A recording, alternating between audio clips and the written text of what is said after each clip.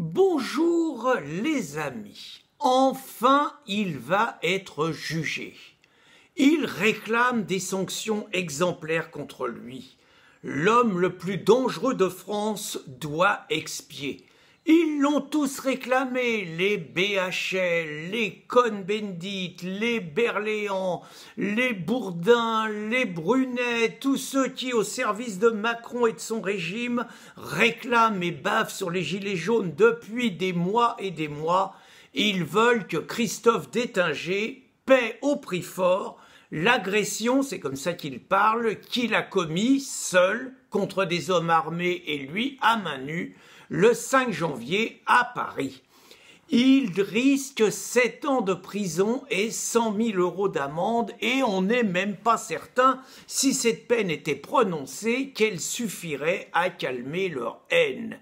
Cet homme doit expier pour ce qu'il symbolise, la révolte des Gilets jaunes.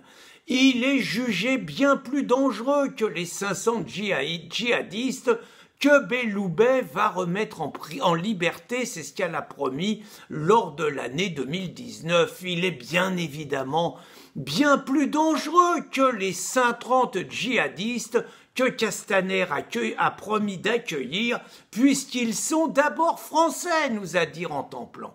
Il est bien plus dangereux que les antifas, qui agressent gratuitement les militants gilets jaunes qui ne pensent pas comme eux, qu'ils veulent faire cramer les policiers et qui attaquent les librairies comme les nazis aux heures les plus sombres de notre histoire.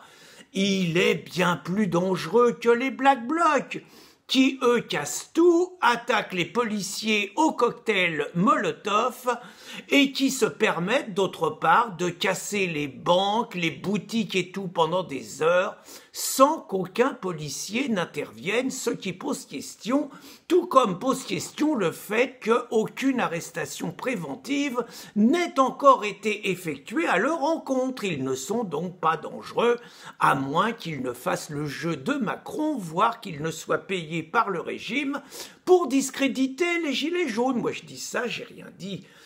Christophe est bien plus dangereux que les 100 000 bénéficiaires, souvent multirécidivistes, de peines de prison non exécutées parce qu'en attente, parce que les prisons seraient pleines, parce que le juge d'application des peines doit trancher et que la plupart du temps, ils sont laissés en liberté. Il est bien plus dangereux que le maire de Limay, Monsieur Rouleau, qui courageusement, pas à Limay, dans sa petite ville de campagne, a agressé à 4 contre 1 un vieillard de 80 ans, son voisin, lui cassant la tête, et qui, lui, Éric Rouleau, a été laissé en liberté et qui, lui, sera jugé cet après-midi, quand Christophe Détinger est, lui, en prison depuis maintenant 5 semaines. Et cerise sur le gâteau pour Macron et ses sbires, on vient d'apprendre que 4 gilets jaunes, ou du moins 4 manifestants, qui avaient fait rire la France entière avec leur chariot élévateur, enfonçant la porte de Griveaux tête de veau et obligeant ce dernier à courir pendant 300 mètres pour aller se réfugier chez Édouard Philippe, ils viennent d'être arrêtés. Et on peut craindre pour eux, comme d'ailleurs pour Christophe Détinger, des sanctions lourdes.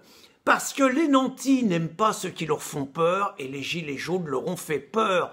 Et ils vont leur faire payer au prix fort parce qu'on peut faire confiance aux magistrats pour donner les verdicts qu'attendent d'eux le pouvoir. Ils vont leur faire payer au prix fort la peur qu'ils ont depuis des mois. Certes, pour les racailles, nous disent-ils, la prison n'est pas la solution, mais la prison est la solution pour les Gaulois gilets jaunes. Bonne journée les amis.